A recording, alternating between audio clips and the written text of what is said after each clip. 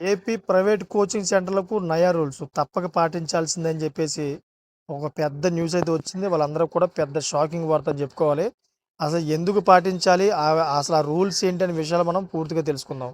Friends, రాష్ట్రంలోని private coaching సెంటర్లకు ఆంధ్రప్రదేశ్ ఉన్నత విద్యాశాఖ కొత్త నిబంధనలు విడుదల చేసింది. ఈ నిబంధనల ప్రకారం కోచింగ్ సెంటర్లు రోజుకు గరిష్టంగా 5 గంటలు మాత్రమే తరగతులు నిర్వహించాలని ఉన్నత విద్యాశాఖ స్పష్టం చేసిందన్నమాట. సో ఈ పాఠశాలలు, కాలేజీలు నడిచే సమయంలో సెలవు రోజుల్లో కోచింగ్ తరగతులు నిర్వహించకూడదని పేర్కొంది. విద్యార్థులకు వారానికి ఒక రోజు తప్పనిసరి సెలవు ఇవ్వాలని నిబంధనలు విధించిందన్నమాట. విద్యార్థి మధ్యలో కోర్సు మానేస్తే మిగిలిన రోజులు ఫీజును తిరిగి చెల్లించాలని తెలిపింది. అలాగే విద్యార్థుల ఒరిజినల్ సర్టిఫికేట్లను కోచింగ్ సెంటర్లు తమ వద్ద ఉంచుకోకూడదని స్పష్టం చేసింది. 50 మందికి పైగా విద్యార్థులు ఉన్న సెంటర్లు తప్పనిసరిగా రిజిస్ట్రేషన్ చేసుకోవాలని పేర్కొంది. నిబంధనలు ఉల్లంఘిస్తే మొదటిసారి 50,000 జరిమానా, అదేవిధంగా రెండవసారి 1,00,000 జరిమానా విధించనున్నారు. ఫిర్యాదుల పరిష్కారం కోసం ఎస్పీ, డీఈఓలతో కమిటీని ఏర్పాటు చేయనున్నారన్నమాట. ఈ విధంగా అయితే కొత్త రూల్స్ తీసుకొచ్చారు.